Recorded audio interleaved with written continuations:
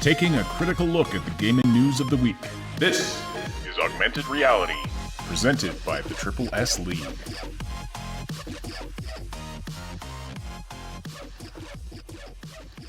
Good morning, everybody. Welcome to the Augmented Reality Podcast for July 28th, 2018. My name is Asheninity, here with you, hosting as always, and I am here with Cyberpunk. How are you this morning, sir? I am doing well. How are you? Not bad. Can't complain. Yeah, and we've got... And it's a special day. We have a special guest. Finally. Yay! Yeah, you haven't joined us in a while, but we've got the Madqueen with you here this morning as well. How are you doing? Everything's Earthlings. Well, for me, it's afternoon, but that's true. I didn't join you since E3, I believe. Mm-hmm. Yep. Yeah, just scheduling and more scheduling, basically. All right. So yeah, if you're living listening, on different continents sometimes has its downside. So. Mm-hmm. Yes.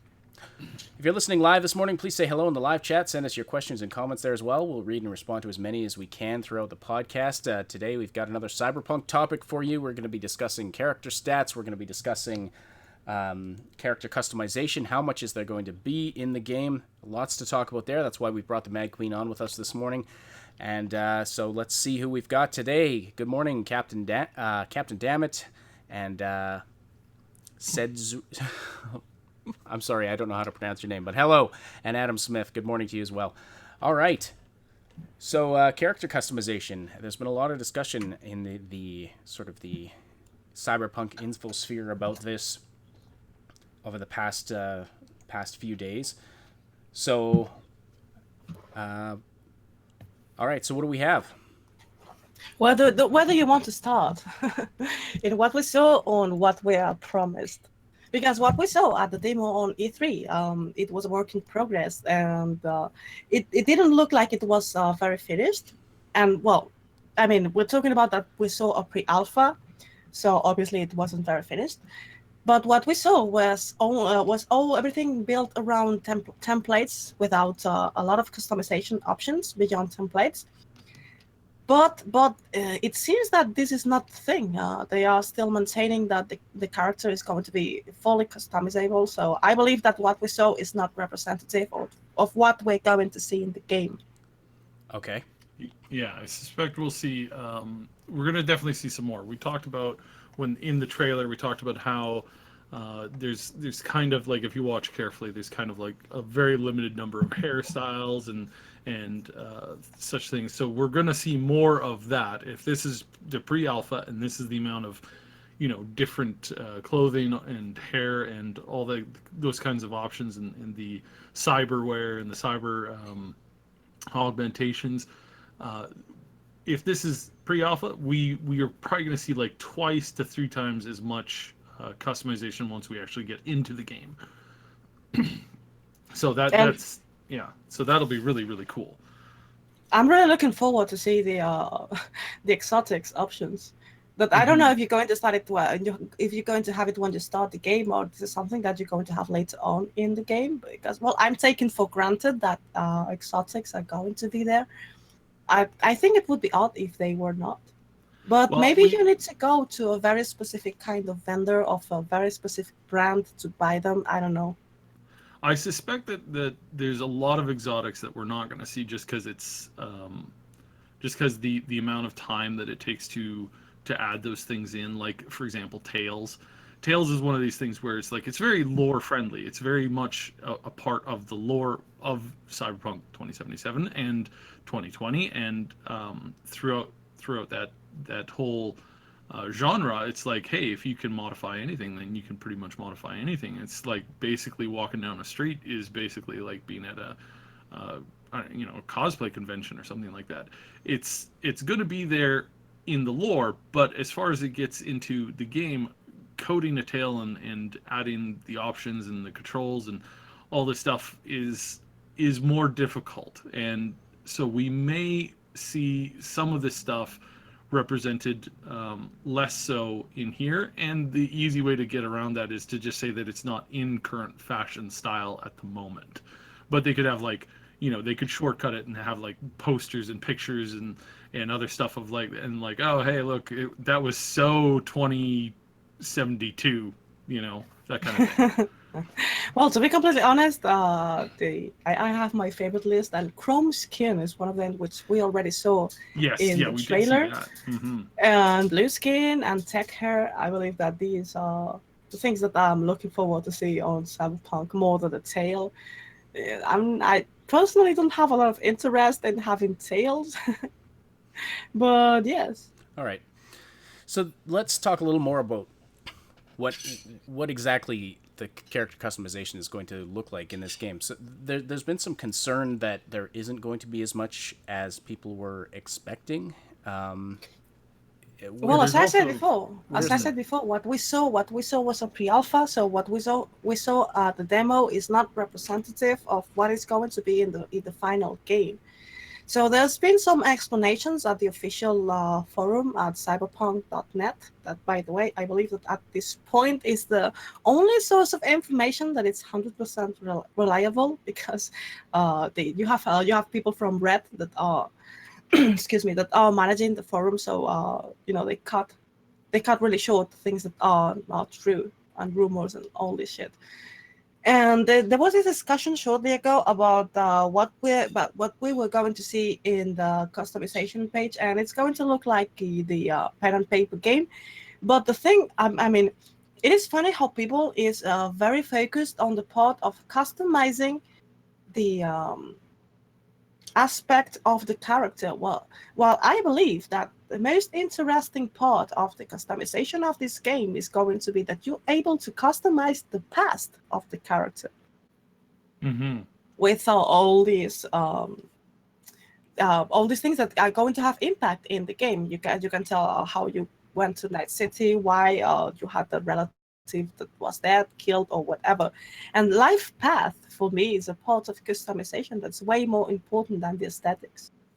Yeah, and then I mean, you look at Mass Effect, the original series, and that customization of the backstory was really, really popular. And in Origins for Dragon Age, it was even more so popular. And but it's difficult to pull off properly. But in this case, if this is not a continuing story, then they can go kind of crazy with whatever they want to, and that kind of really lets them. Kind of really gives them a leg up in offering customization to the player. The story customization, as I said, I think last week or the week before, we had mentioned that some of the story in the classes, like Rocker Boy and all this, and some of these other, like the media class, the journalist class, we could probably see those things having a bit of an effect as far as the character creation and the backstory goes, because it will be easy to add those things, I think, to allow kind of like were you a medic, or were you a media person, or were you a journalist, or a rocker boy in your kind of like before coming to Night City, and how does that affect you once you get in there? Are you going to be able to talk through more things than somebody else would as not, or whatnot? So it's going to be really interesting to see. Okay, so we're going to have lots of options in terms of the actual, so the backstory of the character, that kind of a thing. But when it comes to visual customization options, so where is the concern coming from that I've been hearing about this week about people being concerned that there's not going to be a lot of options for visual customization of your character? Well, this kind of comes from this stems from the whole FPS thing, in that if you're only seeing through your eyes, and depending on how, and again, this is something that seeing gameplay will answer, because nobody's really answered this. Are we going to be able to see our feet? If you look down, are you going to see your whole body, or is this one of these things where it's like you're going to look down and you're only really going to kind of see your arms, and that's about it? And both You can of see your these, feet. You can? You can see your feet. I've I didn't looked see it. I around. didn't see it myself, but I asked to someone who saw the demo at a different pass that I did, and they told me that you could see your feet. Okay, so we're going to be able to, if you're if you're playing a girl, you're going to look down, you're going to see cleavage and your feet, and if you're playing a guy, then you're going to look down and you're going to see, you know, big burly chest or skinny chest, depending on type of body type you are. So okay, that's a little bit, because again, that's not something that's been officially answered as far as I know, and that leads a lot of people to say, okay, what's the point of gathering any kind of, you know, visual, you know, outfit or customization if all you're ever going to see is your hands? And even then, if like maybe if you get a glance down at your body every once in a while, is that really like that doesn't really that doesn't really affect what a core pillar to the vast majority of RPGs is are you or are you not going to be able to see your character and see your customization that you've been putting into? And we've been getting some weird answers on this.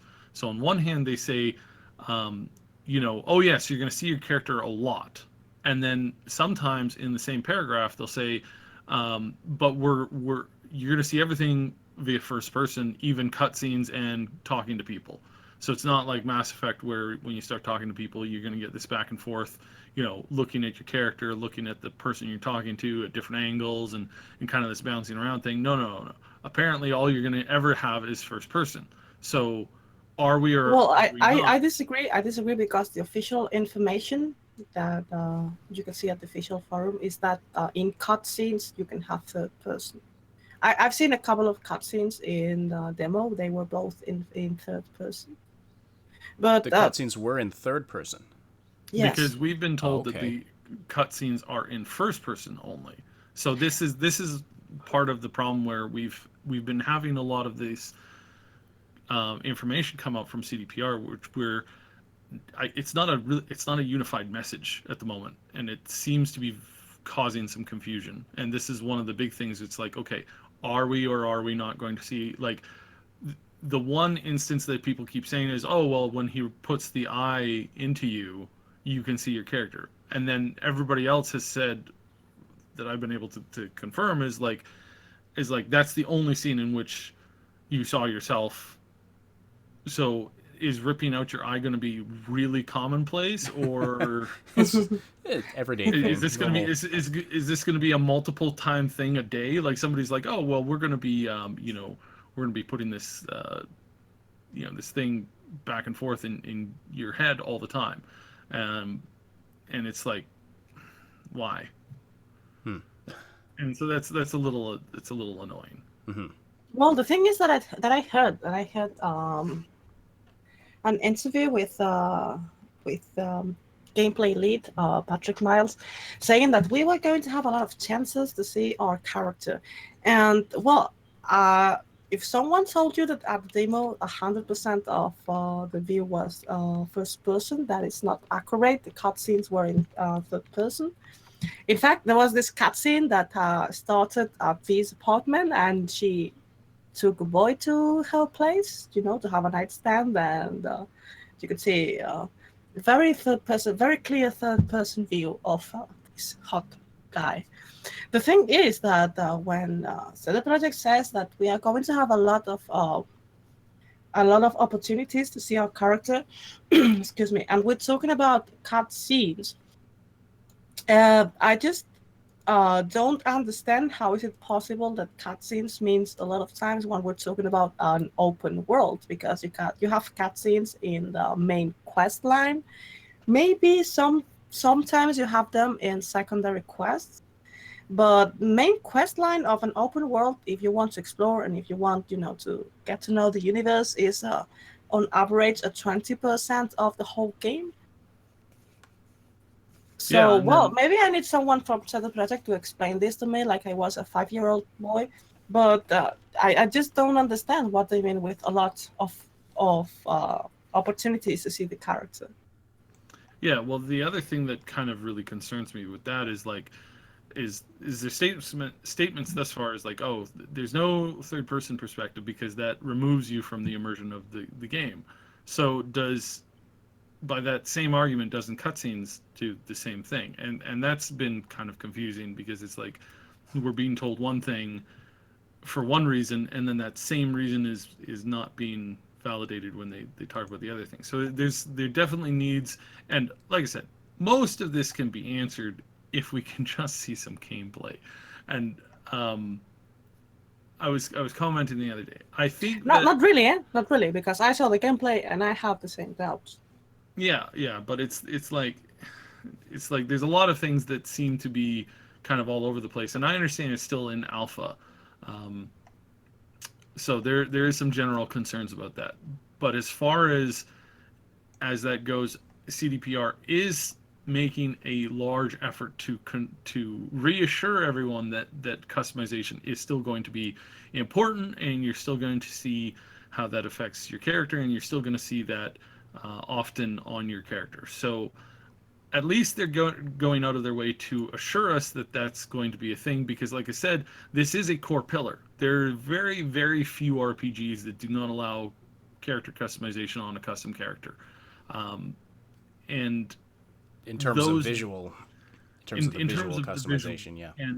And when you do have games that come out and there's this complaint about, hey, I can't see my character, or there's limited options. That's a common complaint, and it's a quality of life thing. So if you don't service that need, that desire from the community, you can tend to you tend to lose a little bit of people on that kind of stuff, because it's like, I'm playing an RPG to be immersed as the character, and when I can't control my outfit, that bothers me. And yes, that wasn't an issue 15, 20 years ago, but as technology moves along, that's more and more of a thing that's expected.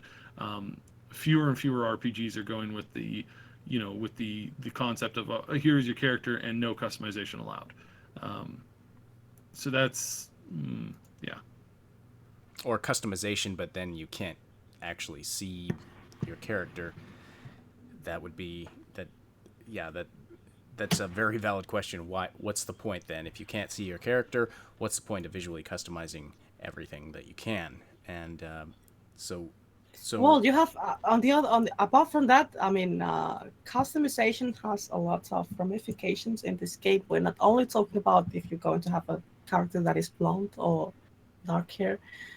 What I mean is that there are other factors that enter into customization. For instance, clothing that serves a purpose. Mm-hmm.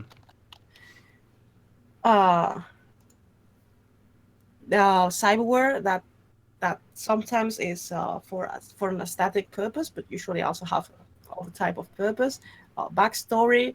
I mean, customization in this game is not only a physical appearance, which is also very important in the game, that it has style over substance. But it's not the only thing. Right, absolutely. No, agreed. And the visual customization is not the only. I would imagine there's going to be tons and tons of customization in other areas, and we're going to be talking about the player stats in just a few minutes here. But I do see where people are concerned about the visual customization aspect of it. And are we going to be able to do things like, are we going to be able to customize like the face, like get down into the nitty gritty of what the character looks like? Do we have any information on that? So. Well, not really, because in the in the demo you could only see templates. But again, this was a work in progress, and it's not known if this is going to be translated like that in the game. It all looks like it won't. It will be more complete in the game, but where exactly are they going to go with this is something that I believe that we don't have official information about that. Official detailed information. The official information is that you will be able to fully customize your character. How? We don't know. And the gameplay we saw didn't give us enough information to know. So there's a lot of questions unanswered, unfortunately. So we'll have to play the wait and see game for a lot of this, I guess. That's too bad, but I mean, I imagine that I imagine that there are going to be a lot of options. It's just a question of how exactly is it that you're going to be able to see your character as often as they're claiming you'll be able to. while still maintaining. Well, of course, now you've explained, Madqueen, that the cutscenes that you saw were actually in third person. I wasn't aware of that. I thought the cutscenes were in first person. So I've heard. No, I've heard they both. weren't in third person. That they just switched to first to start the action. gotcha. Like, That's So the scene where the player picks up the body of the girl in the bathtub, was that in first person or third person? Can you please repeat? I didn't hear you well. With- I had with the my scene- sound cut for a while. Please repeat. With the scene where the player character picks up the body of the girl in the bathtub, and then calls in the trauma team, yes. the trauma team, is that in first person or in third person? It was in first person. Okay, so then there seems to be some confusion as to was there third person combat cutscenes? No, that I don't remember them being on the demo. all right. So there's some. I mean, you'll get this in games quite a lot, where you have different kinds of cutscenes. Sometimes you have like the in-game, like using in-game graphics cutscenes, and then they'll cut away to more cinematic cutscenes. So is it that kind of a thing where like the more cinematic scenes are in third person? Well, I mean, there is no difference.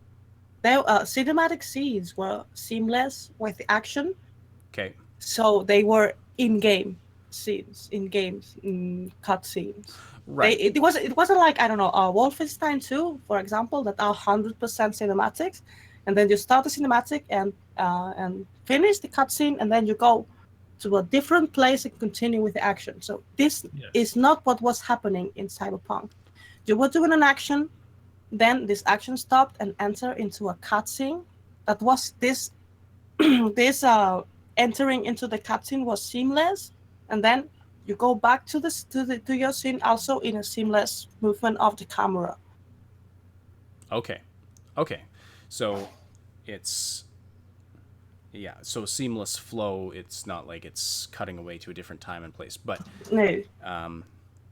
But anyway, some of the sort of cutscene actions were in first person, and there were also some in third person. Is that what we can take away from this? I'm having technical problems and I'm losing sound sometime. Would you mind to repeat the question, please? So is it fair to say that we'll see some cutscenes in first person and some in third person? But why cutscenes? I don't understand the concept of cutscenes in first person. I mean, there was this scene that you had a dialogue in first person, but this was gameplay. This wasn't a cutscene. I believe that if someone is saying that this was a cutscene in first person, I believe that I know what scene do they mean, but that wasn't exactly a cutscene. That was gameplay. Yeah, well, again, there seems to be a lot of info all over the place. One of the other things, kind of related to the fact that there's info all over the place, is there's a wide group now of journalists and media people claiming that they got hands-on time at the E3 showcase, which I don't want to call them liars at, but maybe they're not understanding what the term hands-on means. I guess that's just a way of speaking. Possibly, yes, and this is something that like I've been seeing this in some of these articles that are being written up, where, quote, my hands-on at the show floor of E3 gave me this impression, and then they say their impression. Yeah, well, but I believe that hands-on in this case is a way of talking, because no one, as far as I know, I may be wrong here, but as far as I know, none of us could play it. Yeah, well, Anybody? and I was assured that this was the case both before, during, and after. But now I keep seeing this pop up, and it's like one of these things. It's like, so are we just reimagining the truth after the fact, which is so annoying. I believe it's a figure of speech. It's not a real thing. All right, I kind of figured as much, because it was one of these things where it's like, I don't get this, where this is coming from. But it just kind of adds to the fact that the community is so hungry for more information on this game, and that like we're getting tons of information too, that some of it we can and some of it we can't talk about, but at the same time, it's like, because it's really hard to confirm anything right now solidly, then it seems that we're kind of at the beck and call of the Twitter, the Cyberpunk Twitter, coming out and stating things. Something that I am glad that they came out is the stats. So now I want to make an intermission to want to say that the community is hungry for news. The problem with being hungry for news and not having enough information, or an information that it's hard to understand if you don't know the universe, is that people is filling the gaps as they can, and this gives a lot of information that, let's say that it's not impossible but quite unlikely. And it's people is really confusing. I mean, at this point, people are like, crazy to see the gameplay because they don't know what's going on, because nobody seems to know what's going on. It is very confusing. We'll give Yes. that, and unfortunately, we don't have a ton of solid answers, I guess, on this at this point. We'll have to, like I said, play the wait and see game, and like Cyb said, just wait for more official information to come out. But Gamescom is coming up, and we are expecting. There were some questions in the comments about this. So, as far as Gamescom goes, without confirming anything via secondary sources, basically, this is as far as game conventions goes. This is the biggest one in Europe. This is a European studio. There's zero chance that we will not see something new there. There's zero chance that that's going to happen. So we're going to see something. What we get may be small, or it may be about as big or as equivalent to E3. Probably expect a little bit less as far as like the pure info goes, because as far as I'm hearing, we're not going to be seeing another press event where they give press, inside access to some information. So that kind of thing is not going to happen. But they are going to be on stage, so expect something.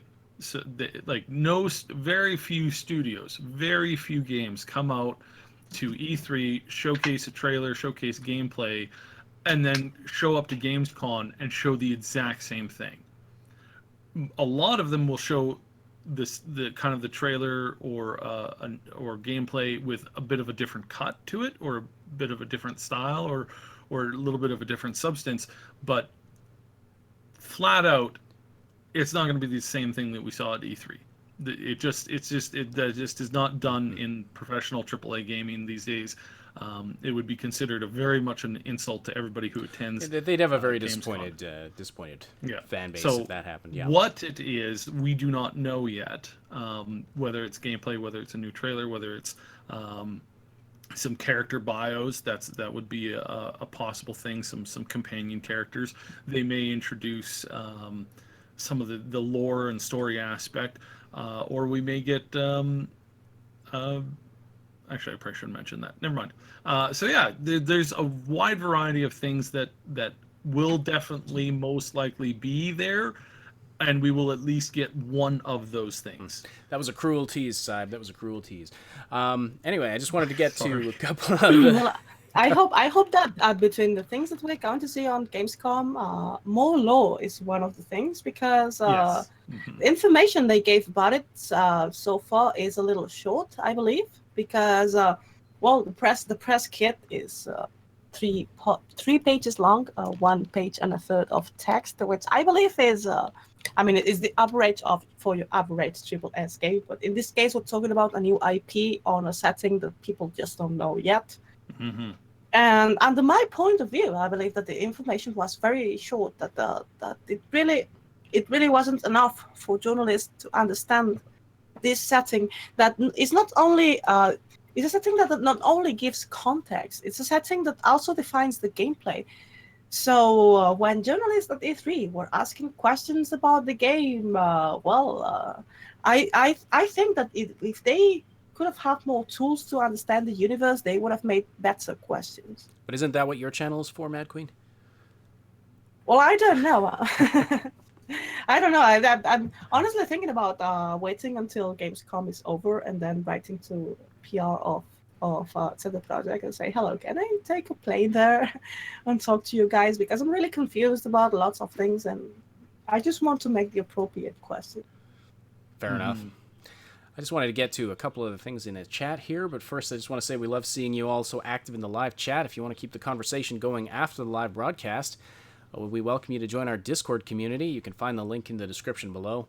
It's a place where you can chat with us and other Triple S fans about the things we love to talk about. You can also meet people to game with, stay up to date about everything we're doing here at the Triple S League. Click the link below to join up, and be sure to say hi to us in the welcome channel. And a couple of hellos we missed this morning. Overlord 580, I can't remember if I acknowledged yours earlier or not, but hello to you. Notional, Marion of Sintra, good to see you folks. And Captain Dammit, thank you so much for the sponsorship. We really, really appreciate that. And he says, I don't know if you guys remember me telling you about my real-world cyber augmentation I was chosen for, but I got it installed, hence my absence. You'll have to let us know a little more about that on the Discord. But hope that all went well, and hope you're doing well. So Doctor had a question, and I believe that we saw the same question in the chat last week. How tall do we expect the buildings to be in the game? I know this is kind of off topic, but are we expecting? And I'm not sure if you just mean like aesthetically on the outside or as far as a room to explore inside. But do you have any comments about that, Madqueen? Sorry, I was reading the questions, and Sanjui is pronounced like that. Said about not seeing the character, and when you dress yourself in real life, you're not seeing the character, and this is very funny because actually he has a point. In real life, you dress yourself, but yeah, you spend if you put a special effort in dressing yourself to go out, you spend the night looking at yourself at reflective things that you find out in the street, like glass panels and things like that. And this is something that I don't know if we're going to find in the game, because usually in games mirrors doesn't work. And I believe that it would be great if window panels of shops and things like that were going to give you a reflex of your character. That would be amazing. I have a comment about that, and I don't know. I'm Before you go on with the comment, honestly, I have no idea if this is technically possible. I believe that I never saw that in the game. I believe maybe I'm wrong. Please go on. It's technically possible. It requires a ton of resources. There is several new engines that focus mirror usage a lot, VR chat, and there's a handful of other games where mirror technology is pretty common.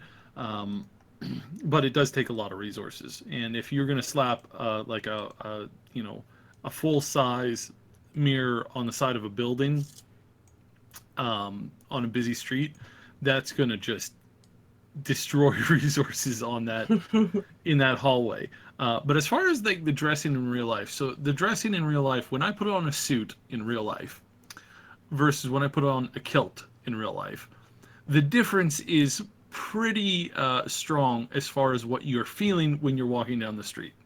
Now, I would surmise, based through logic, that the same, if not far more, is the same for female dress wear, and that you wear clothes for style, but you also wear clothes for feel, and you do not have that sense when you're playing a first-person game. When you're playing a first-person game, you do not feel, a flak jacket or a pair of pants or a kilt or a skirt or whatever you happen to be wearing in the game, heels or no heels or sandals or bare feet. Like, you just don't feel that. So part of that concept is like, I don't think that that's a healthy defense, because you're role-playing a character. You're trying to get a feel for that character, and the wearing of clothes, and that's not a healthy defense, I think. So I don't know. I just don't feel it. I just don't feel it. Well, Captain Dammit says, I've spent hours customizing characters for first-person games that I never see after the creation. Yeah, I guess it comes down a little bit to personal taste. I know personally, like, if I'm going to spend a bunch of time customizing a character, I'd like to actually see the character, as much as I can while playing the game. Captain Dammit also says, I'm not sure I'm going to need to buy any more games after Cyberpunk 2077, Red Dead 2, and Starfield. That'll keep you busy for the rest of your life right there. Yep, absolutely. more so if they're modded. Like I've said this so many times, like Skyrim and Fallout have been on my computers. Every time I get a new computer, boop, on goes those games, and I spend probably a good 20 hours uploading and rigging up my mod setup on both of those games. So yeah, if they do allow modding in this game, or if the modding base can crack some of this stuff, then it's going to be pretty amazing, and it's going to offer a lot of replayability. So yeah. Mm-hmm. So back to Doctor's question though, how big do we expect the buildings to be in terms of explorable area? We're going to see some cutoff for height, but we're going to be able to scale stuff. So, scaling like the outside walls, you mean? Yeah, they've already said that there's some climbing abilities in the game, right? I'm not imagining that, Madqueen. But I heard that, but then I tried to picture it on my mind, and I believe that I am not doing it correctly, because what I picture is pretty ridiculous. So probably it's more a problem with my imagination than with the concept. Mm-hmm. I would surmise that we're going to have a lot of verticality to the game, both in localized fights, but then also as far as like going to see stuff or talk to people, or and you saw it in some of the trailer stuff already. We saw that there were certain areas that were on top of or inside these tall buildings. We've said before that there is some issue with loading when you have floor on top of floor on top of floor on top of floor. However, in this world, this can be these issues can be avoided by just removing 4 or 5 floors every level of floor that you can actually access. We could see that on the demo, because V lives in a building that is more or less like a multiplex. But by the way, it was funny because in my imagination, my personal headcanon, when I heard about multiplexes, I always thought what multiplexes are buildings of housing buildings that were made around malls with a lot of security. And in my head, I always imagined them expanding horizontally, which honestly, now that I think of it, doesn't make a lot of sense. And when I saw the building in vertical, this huge multiplex that was more or less like pitch trees, pitch trees in Judge Dredd. Did you watch Judge Dredd, the wood one? Yeah. The Colorful? old one, or the new one? Well, I mean the good one, the new one. And V lives in a building that looks a lot like pitch trees. And you could explore every floor of this building. I don't know how many floors this building have, but as the typical multiplex, you have all types of vendors, you have all types of people, and what I take for granted is also has all types of security. Usually, multiplexes are known for the tight security they have, which is great. But well, it concerns me a little, because in the press kit for Cyberpunk 2077, it says that you will be able to buy houses around the city, and I was wondering, well, if we do that, what will happen with security? We're going to have a building feature so we can add security to our apartment. I don't know. Yeah, that's kind of interesting. So, Sorry, I went too far. No. That's fine. One of the things that will affect it, like, it depends on how they do their loading and how they handle the resources for that. What do you mean the loading? I mean, the game is supposed to be seamless. Again, it's like if you have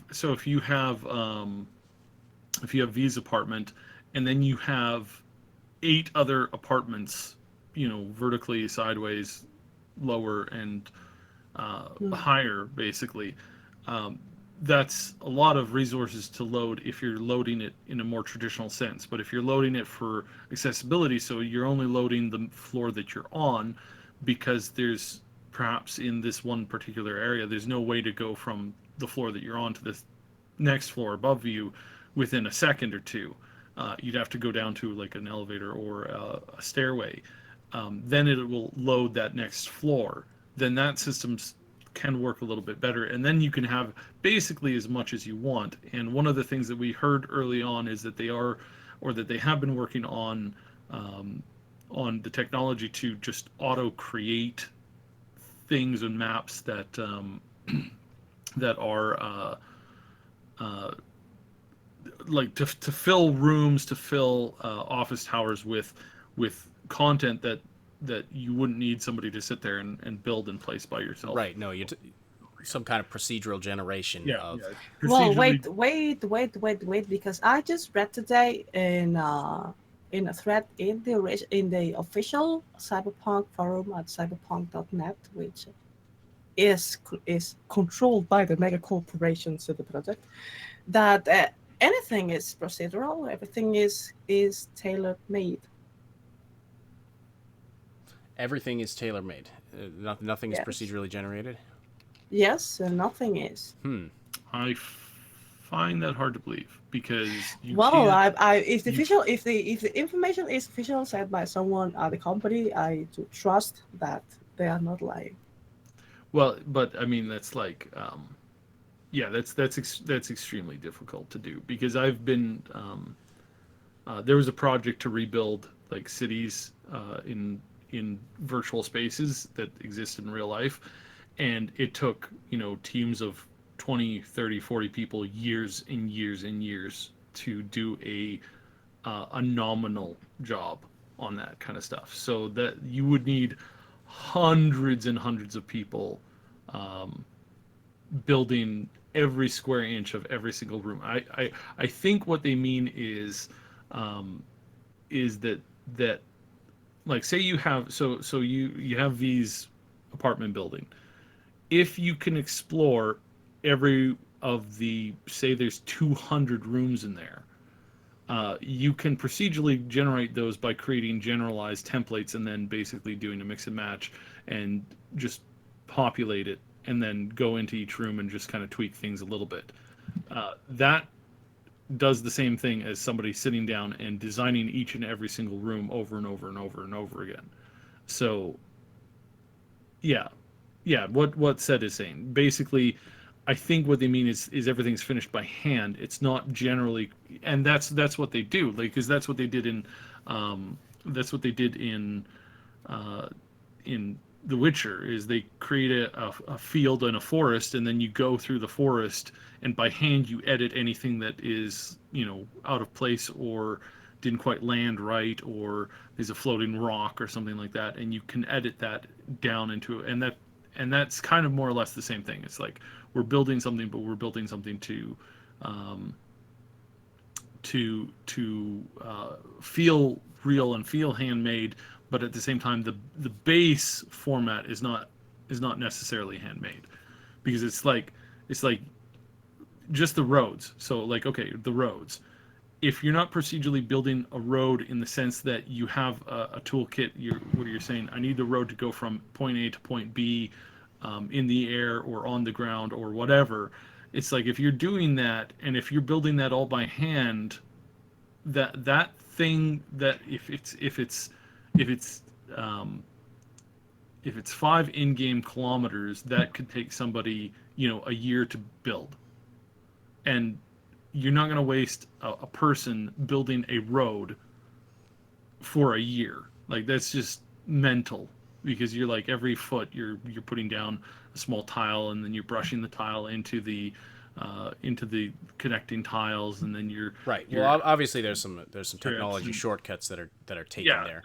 So I think the terminology that we're using is probably not accurate, but I suspect that it's finished by hand, because That is for sure how it's handled. Of course, you have to go in and check everything by hand, but I think the template usage is probably pretty is probably going to be the main source of how they procedurally generate areas and buildings and rooms, and then they go in and they make sure that it's all polished by hand. They go in and they tweak things, and they add you got one room that's got 2 NPC kids that happen to live there, so you go in and you add some kids' toys and you add a splash of it. It's not like, hey, the 2 kids live in that room. That room that has no beds and no bathroom?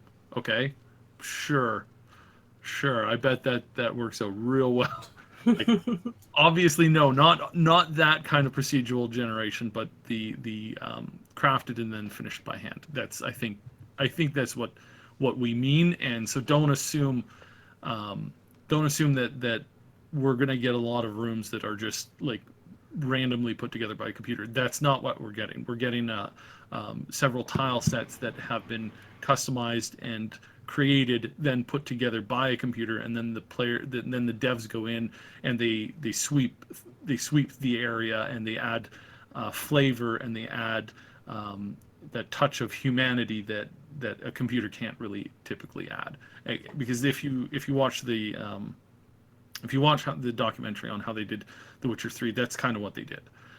They went through that one area that was suffering from the plague, and they re-edited all the food and the hanging stuff and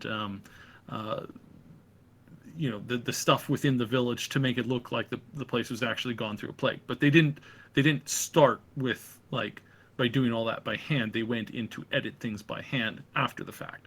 So that, to me, that's the way that sounds. So I know that probably came off as very complicated, and I do apologize. No, I believe it was understandable.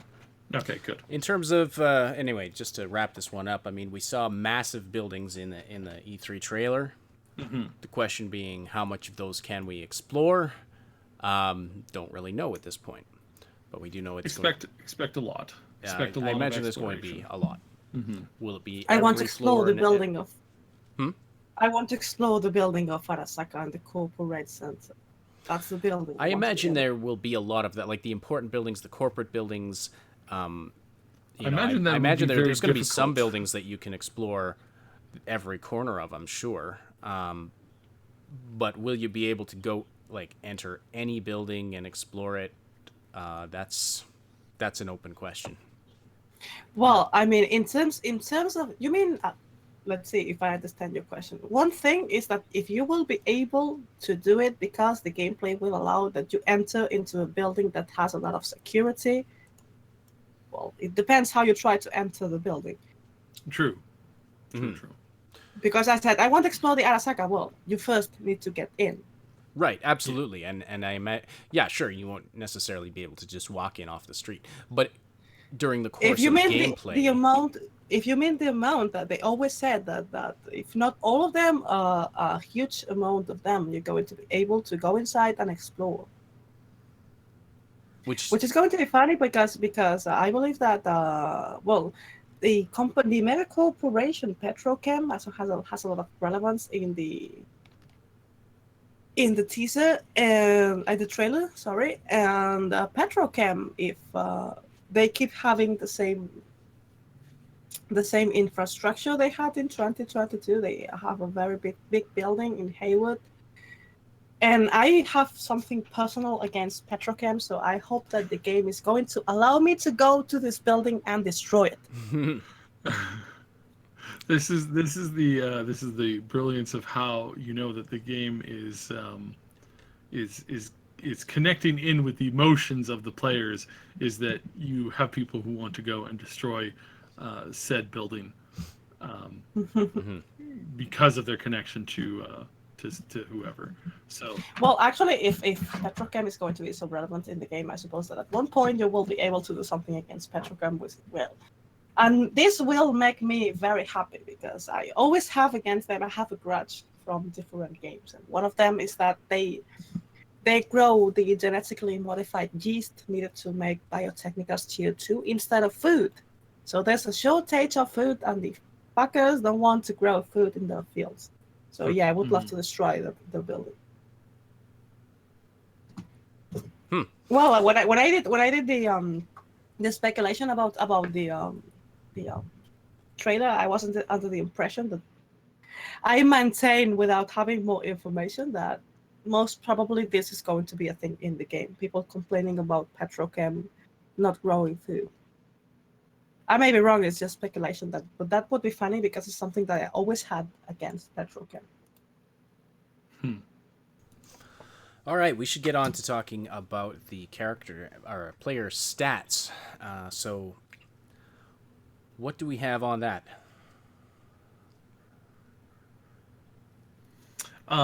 Just a quick answer to the question about flying cars. Flying vehicles are problematic gameplay and design wise. This is if basically it's like anytime you have a flying vehicle, you circumvent the need to walk through the environment or to go through the environment. You can just skip the environment. If we look at games like, especially like World of Warcraft, the dev said once they added flying mounts, they realized they made a huge mistake because they took the environments that the player was supposed to be engaging in and removed that as an entirety of having the player interact with that kind of stuff. So there is this level at which you have to have for the point of having your player be involved and being part of the environment, where you have to have them you can't let them do certain things. Now in this regard it also impacts performance. So if you were to have a flying car that you just fly from wherever you wanted to wherever you wanted, you would be moving at a speed and you'd be moving into locations that would really, really stress the engine. And you see this when you add flying into into Skyrim. You add flying into Skyrim, if you want to crash your game, it's probably one of the fastest, best ways to crash your game consistently is to add flying and to just give you the ability to move really fast from point A to point B, and you move from this one side of the city to this other side of the city, and suddenly everything is trying to be loaded in at that one zone at the same time, and you end up crashing the game because the game is not designed for that. And if they were to make the game designed for that, you would have some of these flight games where it's like there's essentially the ground is nothing. Essentially the ground is just a painting, and if you do have any NPCs, it's like really weak. You have to have a really, really robust engine. For example, some of the newer Grand Theft Auto's got some flying in it, and there's some I forget what that other game that came out recently has a lot of flying in it too.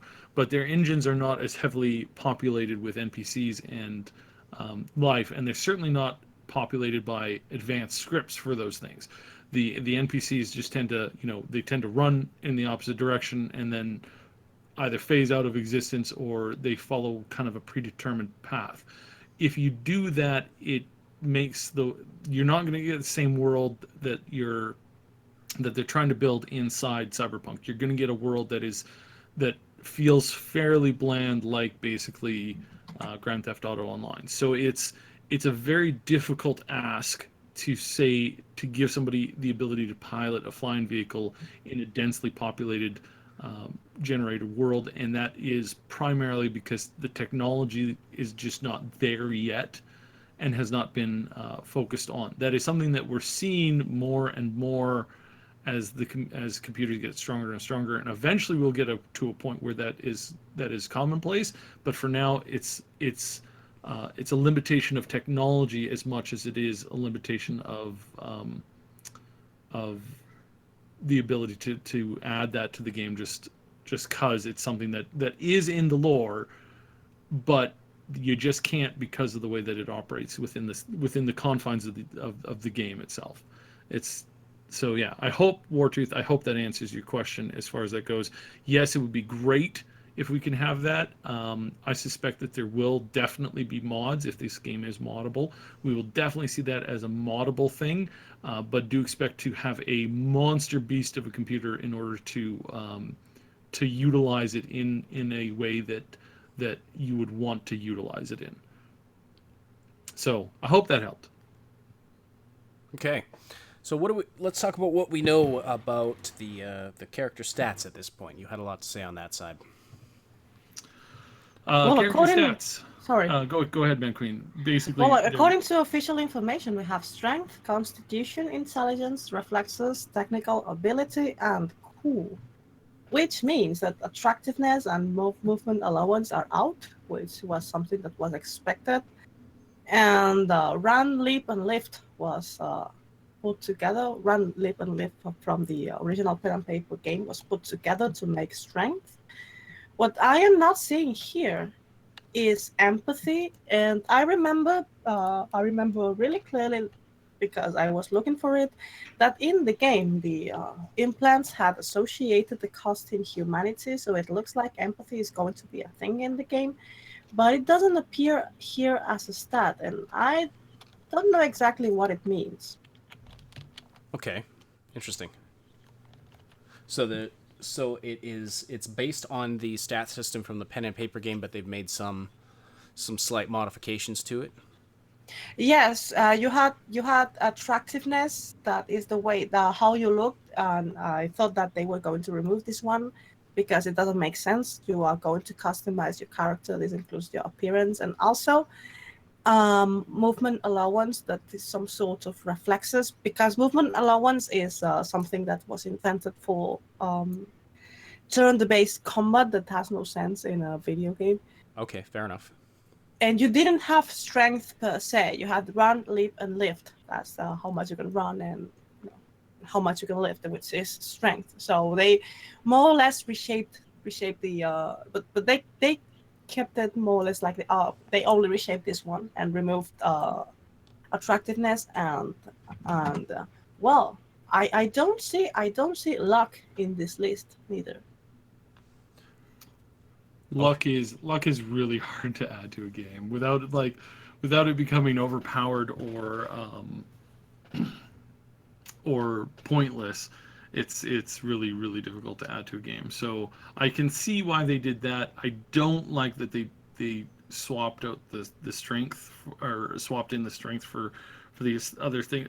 I don't know if you know, but there are people who can run who cannot lift, a thing, and there are people who can lift a car and who cannot run worth a hill of beans. So Yes, but that's a simplified version, and yeah, and I yeah. don't complain because also if they can run, then you can have reflexes for that. Because from your typical pen and paper, from your typical attributes, from your typical stats on every game, what I am missing here is dexterity also because I thought that movement allowance was going to be changed for dexterity. So what's going to rule dexterity here? Reflexes? Mm-hmm. That sounds like that would make sense. I guess, but maybe reflexes and dexterity are not the same thing though. Not Reflexes sounds more like the quick you can react to things, and dexterity is dexterity. But dexterity doesn't exist in the pen and paper game. You had movement allowance, which again it doesn't make sense in a video game. right. So Not I guess they are using these stats as the changes make a lot of sense. Except again, I don't see empathy in here, and I do remember implants having a humanity cost. So I really don't know what's going on in here. well, the humanity cost, could that be sort of a hidden stat behind the scenes kind of a thing? Like a variable behind the scenes that you don't necessarily Yes the player doesn't and no. necessarily have to worry about moment Yes, to but moment. empathy, I mean, humanity rules empathy, and empathy rules all the skills that depend on empathy, like lying or seducing. Right. Empathy is a skill that has, sorry, a stat that has skills associated with that stat. So Okay. I don't know if they remove empathy, then, for instance, seducing, how are they going to rule seducing?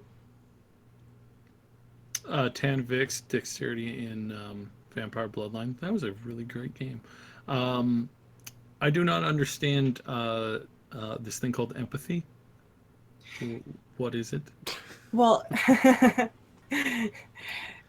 you want me to explain you in game or in real life? Why don't we leave that for in another time? real life later on? Because That's I that's a really whole don't other. That's a completely different podcast. Yeah, but maybe he meant also that he didn't understand how empathy worked in Cyberpunk. So No, he was. I That's why. I don't understand how empathy works in normal life. Anyways, Well, I don't understand how it's going to work in the video game because you have the skills of human perception, you have interview, you have leadership, you have seduction, social persuasion, perform. Everything depends on empathy. So leadership, come on, you need that if you want people to follow your lead. so are we seeing any of those? Do you think any of those I don't know. I don't really know. And again, if you have humanity, you need to have empathy because they go hand by hand. They go together. Maybe they are hidden in a way that you can't not know how much empathy you have, but then see them in the game. See empathy affecting the game, like you calling people meatbag or something like that. It would be really weird that empathy has no room in Cyberpunk 2077 because that would be a low mistake, a very big low mistake that I wouldn't expect the project to make. Right. Well, so here's my question. So, these stats that you listed at the beginning that have been confirmed, are those stats that you, like in some RPGs, you put points into at the beginning? Yes. In the pen and paper version of Cyberpunk, you put points at the beginning. The stats in the pen and paper are intelligence, reflexes, technical ability, cool attractiveness, luck, movement allowance, body, and empathy. Okay. And then run, leap, and lift. So let's assume for a minute that so empathy. Sorry, was empathy one of those you just listed? Yes, empathy was Okay, in the sorry. original pen and paper. Yeah, I wonder if the ones that you listed that have been confirmed to be part of Cyberpunk 2077, if those are ones that you put stats, like put stat points into at the beginning of the game, could those other stats like empathy be there, but in another form? Yeah, well, I guess so. On the other hand, I suspect that's only a suspicion. I suspect that if empathy is not as a stat at the beginning of the game, is because you are going to need to have a specific empathy at the beginning of the game. So, for instance, you won't be able to have 2 points in empathy at the beginning of the game, because you would go cyber psycho in 3 hours of gameplay. So probably this is not as a stat in the beginning of the game because you're going to start with a very specific number that you won't be able to choose. And it will depend on your life path and on other choices. Right. That's kind of what I was thinking. Like, empathy seems like a stat where it would depend on some of the choices you make as you're playing and possibly, the life path that you choose. It might be a sort of a derivative, a dependent stat, as opposed to one that you can choose, So, Captain, in the board game or in the pen and paper game, the empathy let you was kind of like a level at which you could modify yourself, because for some people it's like you slap on a small number of modifications to your body, you'll really lose grasp of your humanity, whereas for other people you can add a lot more before you lose it. And it's one of those things where I'm sure this came up in development, and I'm sure they went back and forth, because I can give you the arguments for both. It's like this is an artificial limitation to the amount of mods that you can modify your body with, which will affect gameplay. If we make it too restricting, then people will always have to just kind of like prioritize it as a stat and max it out. And if the vast majority of players are going to max it out, then we should just remove it, and we should just let the player have an arbitrary set of mods that they can modify themselves with, and we'll just handle it from that side of it. Gameplay wise, as far as like role play, it would be a good idea to have it as a stat, because that stat is what lets you you basically set your strength level as far as like modifications goes, and that is more or less kind of like a core aspect of the RPG experience. But in this case, I can see why they said, well, it's just going to become something that everybody's going to max out, and only a few people will not choose to max it out because of whatever reason that they want to play it in, and that's kind of how that goes. So it's kind of like an old school RPG versus current day RPG, limiting the player versus not limiting the player. Well, the thing is that empathy is a stat that also limits the player, because Captain says that would empathy just be the choices you make? Yes and no, because empathy also in a good pen and paper game, if you had a good game director, there were several things in game that you couldn't do if you didn't have the correct amount of empathy. For instance, you had empathy 8, that would be an exaggerated empathy. You're a saint, and then you want to shoot a kid in the face. Well, your game director would not allow you to do that because you have way too much empathy to be able to do that. And if you are forced to do that, you're going to have nightmares for the rest of your life. I mean, empathy also prevents you from doing things that you just can't do them. The other thing is that we've seen this kind of thing being taken out of games in recent years. Fallout had a morale system, and they removed that because there was a lot of gamers. The majority of mass gamers don't understand those kinds of finer things, and so typically we see it start to get removed more and more and more for the ability of the player, instead of being restricted by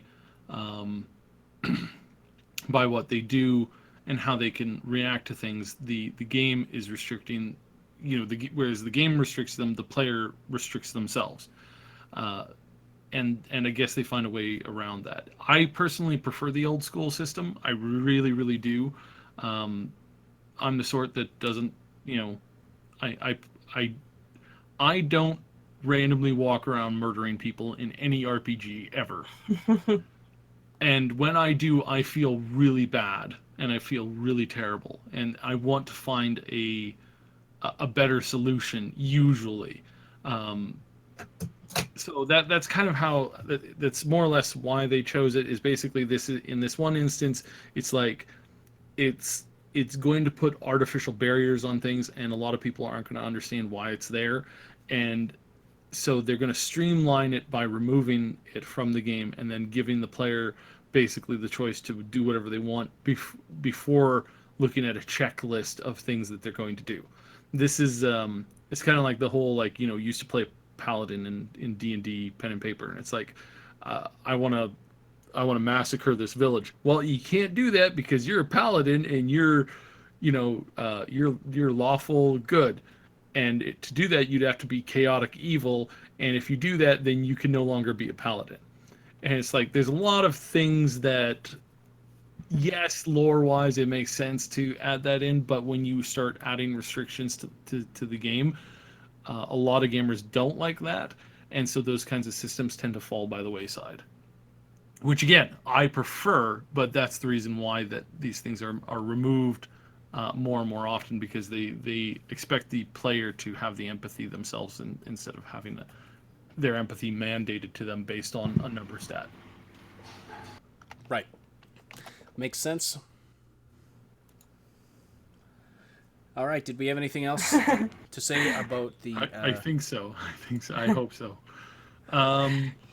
Any other questions as far as Cyberpunk goes? I think we're going to try and wrap it up here pretty quickly. Yeah. The stat seems better suited to pen and paper game. Well, that's the thing, that they look like they're trying to make a role playing pen and paper in video game, which if they pull it off, it's going to be super amazing.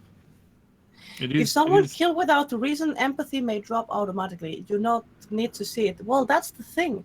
If you have a lot of empathy, you cannot kill without a reason. You just can't. You're not able to do so.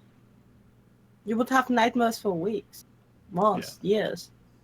Right. So that's why you said it's a good solution. I don't know. I don't really know. It makes more.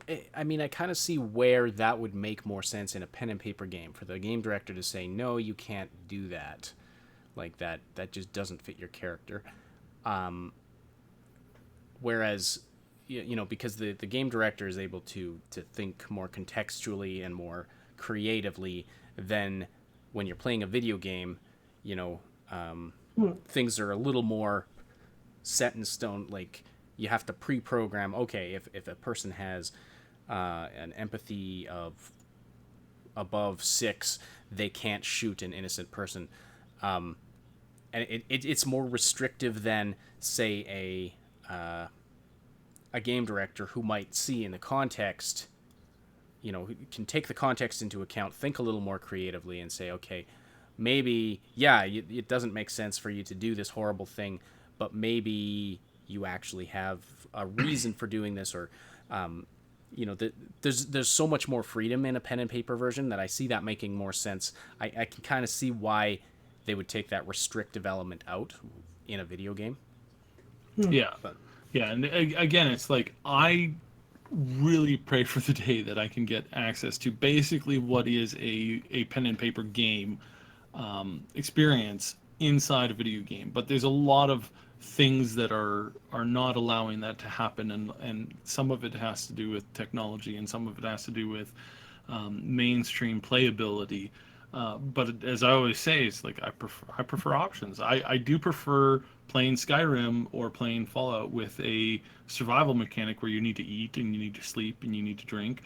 Not to the point where it's annoying, because time moves much faster in the video game, and you're having to sleep sleep for 5 minutes every hour that you're playing. It's like that's a little bit annoying. But when you can control that and kind of scale that down a little bit, like I like those systems, but the main reason is that they're not added into the base game of most of these games is because those systems are not welcome to the vast majority of players. So I like it when they give you the choice to turn it on or off, and I think that's a great idea. And right. I wish more of these systems would be optional, and you could really customize it. But I think we're still talk about adding more to the developer's plate, right? No, absolutely. That would be crazy. Yeah. All right. Well, I think we should wrap it up here. We are low on time, but this has been a fantastic conversation. Thank you, everybody, for supporting this show and for the great conversation in chat. Thanks especially to our Patreon supporters, Old Man Manson, Jaredon, and our 2 anonymous supporters. Thank you so much for helping this show continue, for supporting all the content on our channel. If you're listening live, don't forget to, or after the fact, don't forget to like and sub if you appreciate this weekly content. And if you're listening after the fact on SoundCloud, we thank you for your follows and likes. On iTunes, thank you for subscribing and reviewing the show. And hey, feel free to join us next Saturday at 8 a.m. Pacific Time, 11 a.m. Eastern Time for the live show where you can interact with us and other listeners and be a part of the discussion. The Augmented Reality Podcast is a presentation of the Triple S League. Check out our YouTube channel for game guides, reviews, comedy, news updates, and tons more quality gaming content. My name is Ashenity, and I want to thank the Madqueen for being here. Thank you so much. Thanks for having me. And Thanks for having me. On behalf of Cybsidian, we thank you all so much for listening, and we will talk to you next week.